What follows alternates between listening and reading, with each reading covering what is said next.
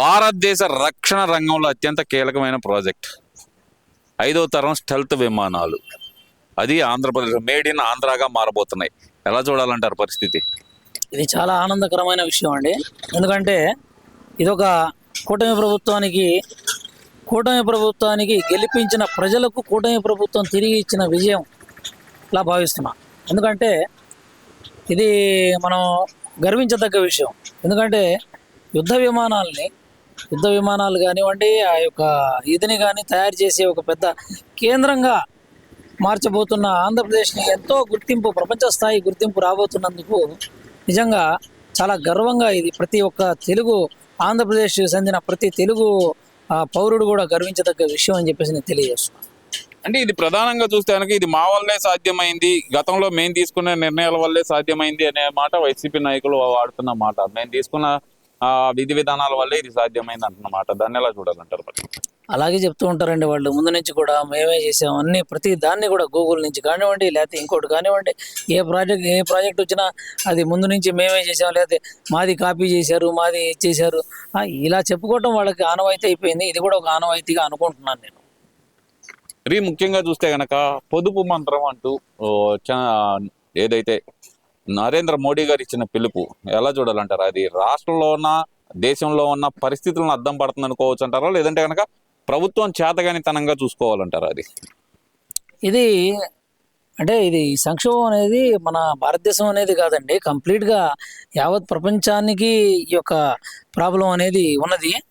ఈ యొక్క ప్రాబ్లం అనేది ఉన్నప్పుడు యుద్ధ వాతావరణం నెలకొల్పి ఉన్నప్పుడు బయట ఆ యొక్క ఇదిని మనం కూడా అర్థం చేసుకుని మనం కూడా దాన్ని పాటించడం అనేది కరెక్ట్ అని చెప్పి నేను అనుకుంటున్నాను. ఎందుకంటే ఒక్కసారిగా గ్యాస్ ఆగిపోవటం కానీ, లేకపోతే పెట్రోల్ ఆగిపోవటం కానివ్వండి, వివిధ రంగాలన్నీ కూడా చాలా సంక్షోభంలో రాబోయే రోజుల్లో ఎదుర్కొనే పరిస్థితి కనబడతా ఉంది.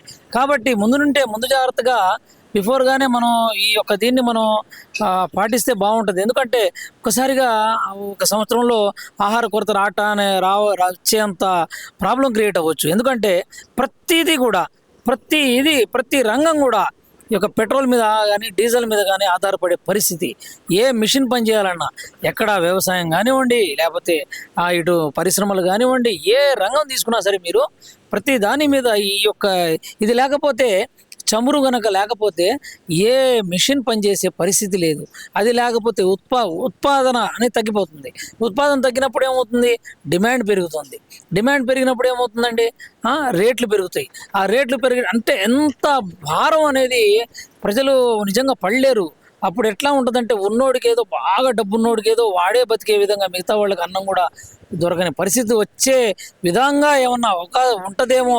ఎందుకంటే ఇప్పుడు అంత టెక్నాలజీగా డెవలప్ అయిపోయింది ఇప్పుడు. ఎందుకంటే ప్రతి దాన్ని మిషన్తోనే మనం పనిచేస్తున్నాం, మనుషులు పనిచేయట్లేదు, మిషన్లే పనిచేస్తున్నాయి.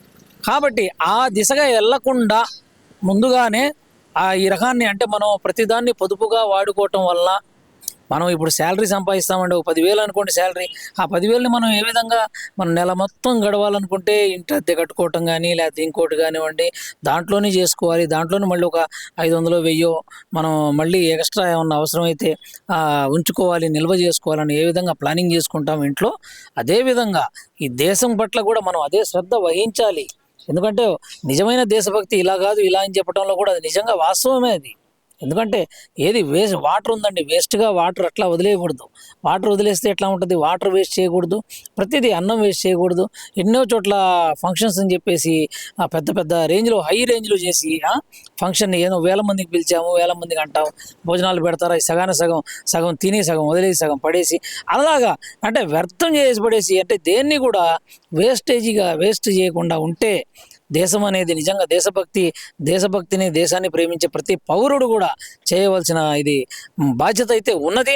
ఆ బాధ్యతని ప్రధాని మోడీ కానివ్వండి, లేకపోతే ఇక్కడ ముఖ్యమంత్రి నారా చంద్రబాబు నాయుడు గారు కానివ్వండి చెప్పడం కానివ్వండి, లేకపోతే డిప్యూటీ సీఎం గారు కానివ్వండి, నిన్న జరిగిన క్యాబినెట్ మీటింగ్లో కానీ వాళ్ళు మాట్లాడి దీన్ని ముందుకు తీసుకెళ్లారనే ఇది చాలా అభినందనీయం. ఎందుకంటే అది చాలా ముందు జాగ్రత్త అనమాట.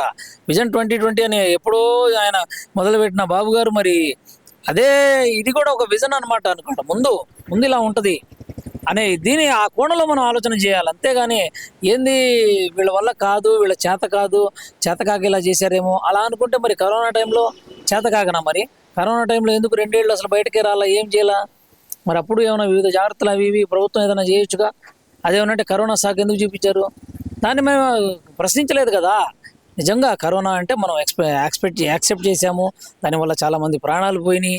దాన్ని మేము ఏ విధంగా వాళ్ళని బాగానే చేశారు అంటే అది కరెక్టే, వాళ్ళు చేసిన దాన్ని మనం ఎత్తేం చూపలా, దాన్ని ఏం ఎత్తేం గొడవ ప్రతిదానికి ఆ మాటకు మనం ఆ, ఎదురు ఏం చెప్పలా.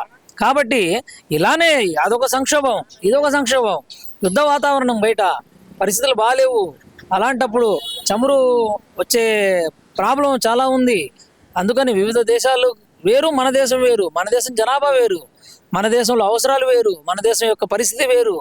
అది మిగతా దేశాలు ఇట్లా ఉన్నాయి వాళ్ళతో కంపేర్ చేయడం, వీళ్ళతో కంపేర్ చేయడం అది కరెక్ట్ కాదండి. ఎందుకంటే మన దేశం యొక్క జనాభా వేరు కాబట్టి, మన దేశం యొక్క పరిస్థితులు వేరు కాబట్టి మనం ముందు నుంచే జాగ్రత్త పడతాం. ఏ విధంగా మన ఫ్యామిలీలో మనం ఏ విధంగా ఈ యొక్క పొదుపుని మనం పాటిస్తూ ఉంటాము. నిజంగా దేశం పరంగా, దేశం యొక్క మన మనతో పాటు ఉన్న మిగతా ప్రజల పరంగా కానివ్వండి, మన బాధ్యతగా దాన్ని పాటించడం చాలా మంచిదని చెప్పేసి నా యొక్క వివరణ. ఓకే, మీరు చెప్తున్నారు ఇదంతా. ఈ విషయంగా పొదుపు మంత్రం కాసేపు పక్కన పెడితే కనుక రాష్ట్రంలో ముఖ్యంగా వైసీపీ నాయకులు పదే పదే పవన్ కళ్యాణ్ గారిని రెచ్చగొట్టడం, విజయ్ గెలుపుని అడ్డం పెట్టుకొని దానికి నిన్న పవన్ కళ్యాణ్ గారు కౌంటర్ ఇవ్వటం, ఎలా చూడాలంటారు ఇదంతా? పవన్ కళ్యాణ్ గారు చెప్పింది వాస్తవమేనండి. నిజంగా ఎట్లా అంటే వారు సింగిల్గా రమ్మని చెప్పి వీళ్ళు అంటాం ఏంటంటే సింగిల్గా రావాలా విజయ్ లాగా. విజయ్ ఏమో టాపు టీపు మొత్తం ఇండియాలోనే మంచి రేంజ్లో వెళ్ళిపోయాడు ఆయన, ఆ రేంజ్కి వెళ్ళిపోయాడు. అలాగా మీరు కూడా వెళ్తే బాగుంటుందనే ఇది ప్రజల్లో ఉంది. కాకపోతే ఏంటంటే వాళ్ళు ఏమంటారంటే ఆయన అన్నది ఏంటంటే కరెక్ట్గా నేను వచ్చాను మీరు అన్నట్టుగా 2019లో మనం సింగిల్గానే వెళ్ళామంటున్నాడు. కానీ మీరేం చేశారు? నాకు 2 చోట్ల ఓడించారంట. మీరు నిజంగా ఏ విజయ్ అయితే మీరు కంపేర్ చేస్తున్నారో, ఏ ఏ రాష్ట్రంలో అయితే మీ తమిళనాడు రాష్ట్రంలో ప్రజలు ఈ విధంగా నిలబడ్డారో ఆ రకంగా మీరు ఇక్కడ నిలబడే ఇది మీలో లేదని ప్రూవ్ అయింది కదా. మరి మీరు పవన్ కళ్యాణ్ గారే ఉన్నారు, 2 చోట్ల నిలబడినా మీరు 2 చోట్ల ఓడించారని చెప్పి అన్నారు. మరి అక్కడ ప్రజల్ని ఇక్కడ ప్రజల్ని మీరు ఎట్టా కంపేర్ చేస్తారు? మీరు అక్కడ భావాల్ని ఇక్కడ భావాల్ని మీరు ఎట్టా కంపేర్ చేస్తారు? అక్కడ ఒకసారి వస్తే రెండోసారి వేరే వాళ్ళు వస్తారు, మూడోసారి మళ్ళీ వేరే వాళ్ళు వస్తారు, మారుతూ ఉంటారు. కంటిన్యూగా ఒక 10-15 సార్లు 15 ఏళ్ళు ఎవరైనా పరిపాలించారు అక్కడ. ఆ పరిస్థితి వేరు, ఆ ఇది వేరు. అక్కడ కొత్తగా వచ్చాడు కాబట్టి ఒకసారి అవకాశం ఇద్దాము, అతను కొంచెం యంగ్ కాబట్టి పైగా మిగతా వాళ్ళతో కంపేర్ చేసుకుంటే, మిగతా పార్టీలతో కంపేర్ చేసుకుంటే ఇతను కొంచెం యంగ్గా ఉన్నాడు కదా, ఏదన్నా చేస్తాడేమో అనే ఒక అవకాశం మనం ఇక్కడ జగన్కి ఇచ్చినప్పుడు అవకాశం ఎలా ఇచ్చాము, ఒకసారి అవకాశం ఇవ్వండి అంటే ఎలా ఇచ్చాము, అలాగే అక్కడ కూడా ఇక్కడ జగన్మోహన్ రెడ్డి గారికి ఏ విధంగా ఇచ్చామో అదే విధంగా అక్కడ కూడా మనం ఇవ్వటం జరిగింది. కాబట్టి వాళ్ళు అక్కడ వాళ్ళు ఇచ్చారు అక్కడ. కాబట్టి అక్కడ ప్రజల్ని ఇక్కడ ప్రజల్ని కంపేర్ చేయొద్దనే మాట. మీరు సింగిల్గా వెళ్తే మీరందరూ నా వైపు లేరు, నా వైపు నన్ను గెలిపలేదు, నన్ను సీఎం చేయలేదు 2019లో అనే ఉదాహరణతో వివరించారు. కాబట్టి అది మనం గుర్తుపెట్టుకోవాలి. ఇక్కడ ఎవరైతే దీన్ని కంపారిజన్ చేయటం అనేది కరెక్ట్ కాదని చెప్పేసి నేను తెలియజేస్తున్నాను. మళ్ళీ అంబటి రాంబాబు గారు పదే పదే రెచ్చగొట్టే వ్యాఖ్యలు, కాపుల్ని తాకట్టు పెడుతున్నాడు పవన్ కళ్యాణ్ అనే మాట పదే పదే వాడటం, అలాగే కాపులు ముఖ్యమంత్రి అయితే చూడాలని ఉంది, కాపులకు ఉంది అని చెప్పి ఆయన పదే పదే కాపులు ముఖ్యమంత్రి అనేది ఆయన ఒక కులాన్ని అడ్డం పెట్టుకొని మాట్లాడటం ఎలా చూడాలంటారు? ముఖ్యమంత్రి అవ్వాలనే కోరిక అందరికీ ఉంటుందండి, ఎందుకు ఉండదు? రాజకీయంలో ఉండే ప్రతి ఒక్కరికి ఉంటుంది. అందులో కులాలు మతాలకు దేనికి సంబంధం లేదు. ఆ రాజకీయ ప్రస్తావన అనేది వేరుగా ఉంటుంది. రాజకీయ ప్రస్తావనలో ఎవరికైనా ఆ యొక్క కోరికలు ఉంటాయి. కాబట్టి దానికి తగ్గట్టుగా పార్టీ పరంగా కానివ్వండి, పార్టీ యొక్క అధినాయకత్వంలో కానివ్వండి, మనం చేసే ఆ హార్డ్ వర్క్ని బట్టి ఉంటుంది. అంతేగాని కులాలని రెచ్చగొట్టి, మతాలని రెచ్చగొట్టి మనం ముఖ్యమంత్రి పదవి తెచ్చుకోవడానికి ఇది రాజుల కాలం అయితే కాదు. అంబటి రాంబాబు గారు ఓన్లీ కాపులు ముఖ్యమంత్రి అనే మాట వాళ్ళందరూ పదే పదే పోర్ట్రేట్ చేస్తున్నారంటే కనుక అంబటి రాంబాబు గారికి ఏమన్నా ఆశ ఉందంటారా ముఖ్యమంత్రి పదవి మీద?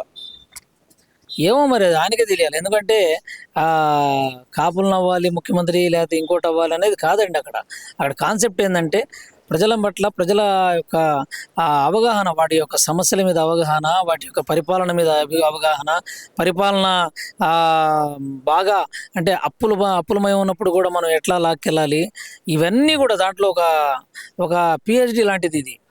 నాయకుడు నా రాజకీయంలో కూడా ఒక పిహెచ్డి లాగా రాజకీయ విధానం కూడా ఒక పిహెచ్డి పొందాలి మనం. అంటే పిహెచ్డి అంటే సర్టిఫికేట్ అవసరంలా, ఏంది ఆ యొక్క విధి విధానాలు మనకు తెలుసున్నోళ్ళు వాళ్ళ వరకే దాన్ని మేనేజ్ చేయడం అంటే మామూలు మాట కాదు. ఆ కుర్చీ కనబడతా ఉంటుంది, ఆ కుర్చీలో కూర్చుంటే ఎట్లా ఉంటుంది అనేది టెన్షన్ ప్రతిసారి టెన్షనే. ఎక్కడి ఏమైద్దో, ఎట్లా ఏముంటుందో, ఎవరెవరు ఎక్కడ ఉంటారు, వాళ్ళని ఏం చేయాలి, వీళ్ళని ఏం చేయాలి, ఎట్లా అభివృద్ధి చేయాలి, ఎట్లా ఇది తీసుకురావాలి, ఎట్లా ఉద్యోగాలు తీసుకురావాలి. ఆ కుర్చీ టెన్షన్కి నిద్ర కూడా ఉండదు. అన్ని ఫ్యామిలీకి నన్ను వదులుకొని చేయాల్సిన పరిస్థితి. దాని మీద ఆశపడి మా వాళ్ళు చేయాలి, మీ వాళ్ళు చేయాలి, కులాలు మతాలని రెచ్చగొట్టకుండా ఎవరైనా సరే ఇక్కడ ఏంటంటే ఆ యొక్క ఆ సీనియారిటీ కానివ్వండి, ఆ యొక్క రాజకీయ ఇది కానివ్వండి, పరిణతి కానివ్వండి, అవన్నీ ఉన్నవాళ్ళు మాత్రమే దీంట్లో రాణించగలరని చెప్పేసి అలాంటి వాళ్ళకే ప్రజలు పట్టం కడతారని చెప్పి నేను తెలియజేస్తున్నాను. Thank you.